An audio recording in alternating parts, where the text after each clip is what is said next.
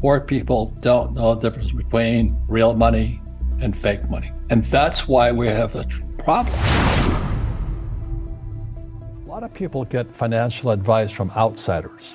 If maybe a financial planner, or a stockbroker, or a real estate broker, but they're not on the inside of the deal. And one of the reasons I like being an entrepreneur and being a real estate guy is I'm always trading from the inside. I know the deal. I'm part of the deal. I am the deal, But the average person who buys like stocks, bonds, mutual funds, ETFs, and saves money, they're outsiders. They have no idea what's going on between them and the real world of insight. So Jim Rickards and Nomi Prinz, they were, Jim was with the CIA, long-term capital management, the Pentagon, and they're the inside on what's going on with money. Nomi Prinz was with Solomon and Lehman Brothers and Goldman Sachs. They're insiders. And I was this little guy on the outside trying to figure out, what are those guys doing?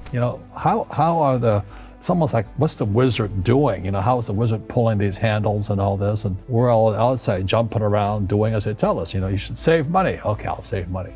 You should buy stocks. Okay, I'll buy stocks. You should put some money in bonds. Okay, I'll buy. And I said, there's a wizard in there. I want to know who that wizard is. Well, it kind of goes back to education and transformation. My benefit was I didn't go to a traditional school. I got nominations to Naval Academy and Merchant Marine Academy in New York. I went to the Merchant Marine Academy because we're the highest paid graduates in the world. This is in 1965. So 1965, I check in at the Merchant Marine Academy, Kings Point, New York, and my economics teacher asked me to read this book here. I'm going, this is economics? And my economics teacher was a West Point graduate, U.S. Military Academy graduate, and he flew B-17s out of England into Germany. Ooh. And he got shot down twice.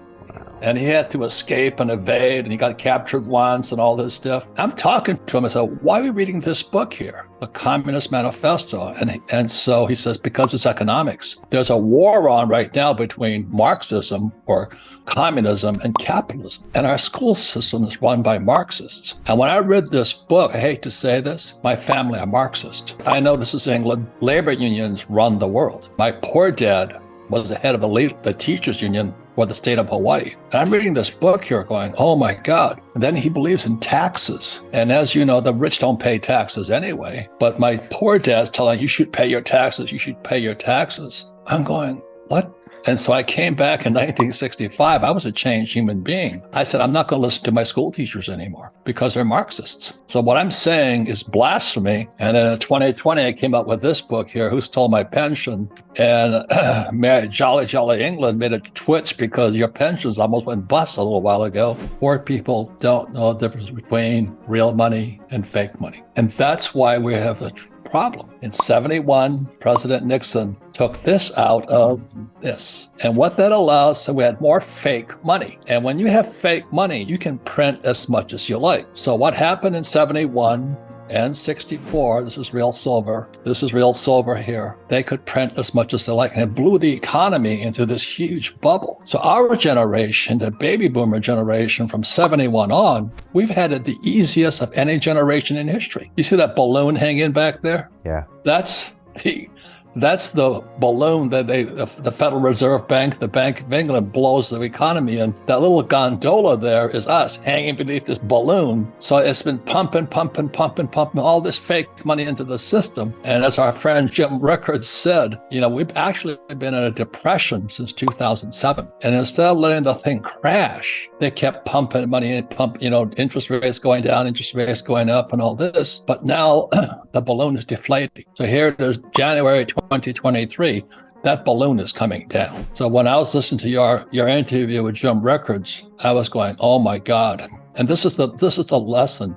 He said it clearly. He says, this is a global recession. And the trouble is the balloon is coming down. And so they're trying to pump it back up again by printing and all the stuff they do, but they can't stop it. So he says, technically, we've been in a depression. It's a definition of the words, the words become flesh. So we've been in a depression since 2007. And a depression means subpar growth. So instead of growing at 3%, what Rickards is saying, we're growing at 2%. That balloon is coming down.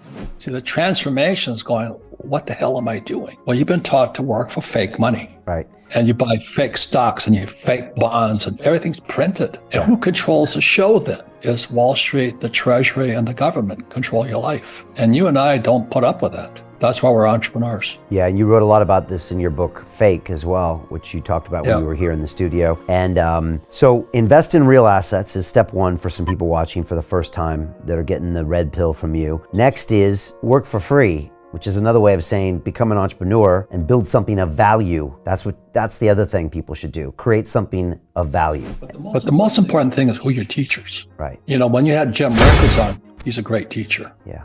That is one smart dude. Very, very much. I have tremendous respect for Rickards.